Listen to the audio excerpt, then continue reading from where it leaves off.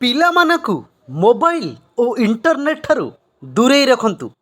ଦିନକୁ ଦିନ ଯୁବପିଢ଼ି ଇଣ୍ଟରନେଟ୍ରେ ଅଧିକ ସମୟ ବିତାଉଛନ୍ତି, ଯାହାଫଳରେ ଅନେକ ମାନସିକ ରୋଗ ସୃଷ୍ଟି ହେଉଛି।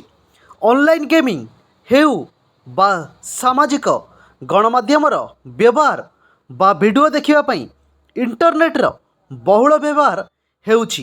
ଯୁବପିଢ଼ି ଏହାର ଅଧିକ ବ୍ୟବହାର କରୁଛନ୍ତି।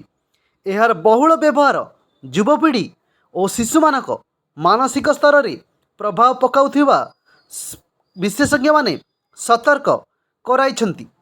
ମାନସିକ ରୋଗ ବିଶେଷଜ୍ଞ କହିଛନ୍ତି, ଡିପ୍ରେସନ୍, ଚାପଗ୍ରସ୍ତ, କ୍ରିଟିକାଲ ଥିଙ୍କିଂରେ ଅକ୍ଷମ, ନିଦ ନ ହେବା ଓ ଖୁବ୍ ଶୀଘ୍ର ବିରକ୍ତ ଭାବ ପ୍ରକାଶ କରିବା ଭଳି ସମସ୍ୟା ଦେଖିବାକୁ ମିଳିଥାଏ। ଏ କ୍ଷେତ୍ରରେ ପିଲାମାନଙ୍କୁ ମୋବାଇଲ ଓ ଇଣ୍ଟରନେଟ୍ ଠାରୁ ଦୂରେଇ ରଖିବା ସହିତ ତୁରନ୍ତ ଡାକ୍ତରଙ୍କ ସହିତ ପରାମର୍ଶ କରନ୍ତୁ।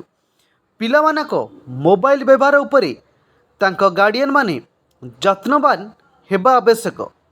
ପିଲାମାନଙ୍କ ଟେକ୍ନୋଲୋଜିର ବ୍ୟବହାର ଉପରେ କଡ଼ା ନଜର ରଖିବା ଆବଶ୍ୟକ। ପିଲାମାନଙ୍କୁ ମୋବାଇଲ ଓ ଇଣ୍ଟରନେଟ୍ ଠାରୁ ଦୂରେଇ ରଖନ୍ତୁ।